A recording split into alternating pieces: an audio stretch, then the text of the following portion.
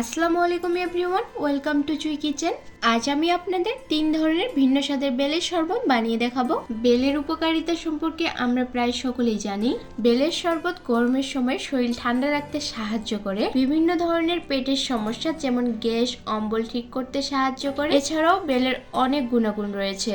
তাহলে চলুন বেশি কথা না বাড়িয়ে আজকের এই বেলের শরবতের রেসিপি তৈরি করা যাক।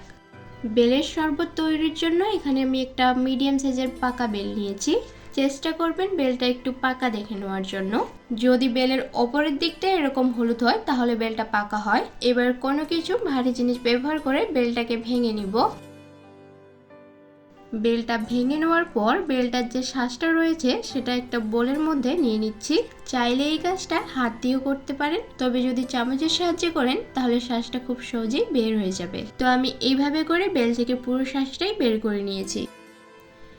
এবার এই শাঁসটার মধ্যে জল দিয়ে হাতের সাহায্যে ভালোভাবে মিশিয়ে নিব। যদি আপনাদের শাঁসগুলো একটু শক্ত থাকে তাহলে জল দিয়ে 5 মিনিট ভিজিয়ে রাখবেন, আর তারপরেই হাতের সাহায্যে খুব ভালোভাবে মিশিয়ে নেবেন।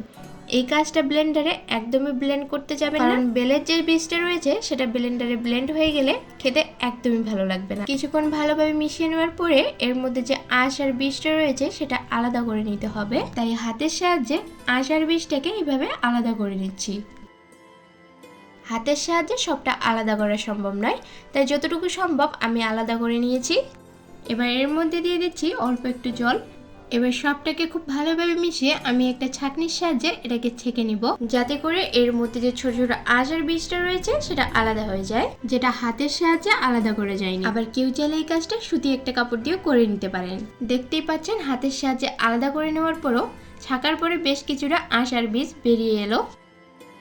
বেলের এই পাল্পটা এখন অনেকটাই ঘন রয়েছে, তাই এর সঙ্গে আমি বেশ কিছুটা ঠান্ডা জল এড করে নিলাম। তবে আপনারা বেলের পাল্পটা কতটা ঘন রাখবেন সেই অনুযায়ী বুঝে এখানে জলটা এড করবেন। তবে খুব বেশি পাতলা করবেন না, আবার খুব বেশি ঘন করবেন না।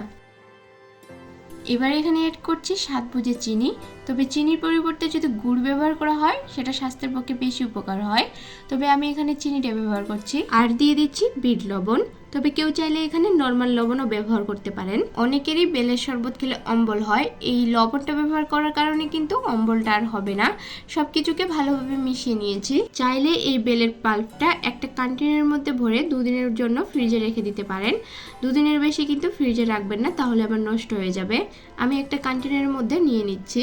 ঠান্ডা জল মেশানো এই বেলের পাল্প থেকেই কিন্তু আমি 3 ধরনের বেলের শরবত তৈরি করব। প্রথমে যে শরবতটা তৈরি করব এটা হয়তো সকলেরই জানা, আর মা ঠাকুমারা এটা প্রায় তৈরি করেন।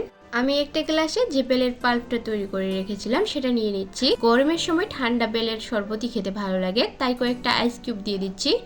বাস, এখানে আর কিছুই দিব না। আবার কেউ না চাইলে আইস কিউবটা স্কিপ করে যেতে পারেন। তৈরি হয়ে গেল আমাদের একদম সিম্পল একটা বেলের শরবত। পরের যে ধরনের বেলের শরবত তৈরি করব তার জন্য একটা গ্লাসে নিয়ে নিচ্ছি 1 কাপ পরিমাণ লিকুইড দুধ, আর দুধটাকে আগে থেকে জাল করে ঘন করে নিয়েছি।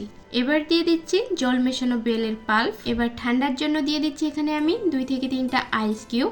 বাস, তৈরি হয়ে গেল আমাদের দ্বিতীয় শরবত।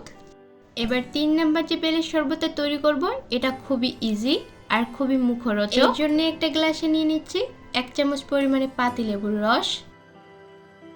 এরপর দিয়ে দিচ্ছি এখানে আমি জল মেশানো বেলের পাল্প। বাস, এখানে আমি আর কিছুই দিব না, তবে আপনারা চাইলে এখানে একটু লবণও দিতে পারেন। দিয়ে দিচ্ছি ঠান্ডার জন্য কয়েকটা আইস কিউব। বাস, তৈরি হয়ে গেল আমাদের 3 নম্বর বেলের শরবত।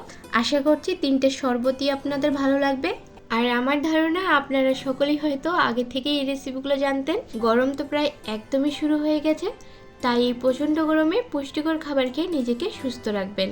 আর এরকম সহজ রেসিপি পেতে গেলে আমার চ্যানেলটিকে সাবস্ক্রাইব করে নেবেন, আর পাশে থাকা বেল আইকনটি অন করে দিবেন, যাতে করে পরবর্তী ভিডিওগুলি সবার আগে আপনার কাছে পৌঁছে যায়। আজকে তাহলে এই পর্যন্তই। সবাই অনেক ভালো থাকবেন। আল্লাহ হাফিজ।